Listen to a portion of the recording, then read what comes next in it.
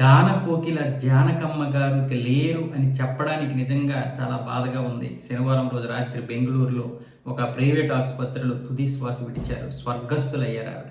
మనందరికీ సుపరిచితురాల్లాగా ఉంటారు. కనిపిస్తే చాలు ఆవిడ ఒక సెలబ్రిటీ లాగా ఉండరు. మనకి ఆవిడ ఒక సెలబ్రిటీ లాగా కనిపించరు. మన అమ్మ, అమ్మమ్మ, నాన్నమ్మ, పక్కింటమ్మ ఇలాగే కనిపిస్తారు. చాలా సాధారణంగా కనిపించేటటువంటి మనిషి. 48,000 పాటలు పాడారంటే ఎవరు నమ్మలేరు.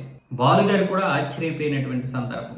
చిన్న పిల్లల నుంచి 100 సంవత్సరాల ముసలి వాళ్ళ వరకు కూడా పాడగలిగేటటువంటి ఆ యొక్క గొంతు ఎవరికి ఉందంటే జానకమ్మ గారికే ఉంది. భారతదేశం గర్వించదగ్గ గాయకురాలు, మొదటి స్థానంలో ఉంటారు. అలాంటి గొప్ప గాయకురాలికి లేరు అంటే నిజంగా నమ్మబుద్ధి కావడం లేదు. 1957లో సినీ ప్రస్థానాన్ని మొదలుపెట్టారు ఒక తమిళ సినిమా ద్వారా. అలా 2017 వరకు కూడా ఇక నేను పాడను, ఇక సినిమా గేయాలు పాడనని ప్రకటించే వరకు 48,000 పాటలు పాడేశారు. 1997లో భర్త వీరాం ప్రసాద్ గారు చనిపోయారు.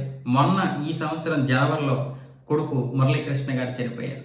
ఏకైక సంతానం వాళ్ళకి. నిజంగా జానకమ్మ గారు మన తెలుగులో పుట్టడం, రేపల్లిలో పుట్టారు, గుంటూరు జిల్లా రేపల్లిలో పుట్టారు. నిజంగా మన అదృష్టం. మన తెలుగు వారనే కాదు, మన భారతీయురాలంటేనే మనం చాలా అదృష్టంగా భావించాలి. అలాంటిది మన తెలుగువారు. ఆవిడ ఎక్కడున్నా ఆవిడ ఆత్మకు శాంతి చేకూరాలి. ఆవిడ ఖచ్చితంగా స్వర్గస్థురాలు అవుతారు. అందులో ఎటువంటి సందేహము లేదు.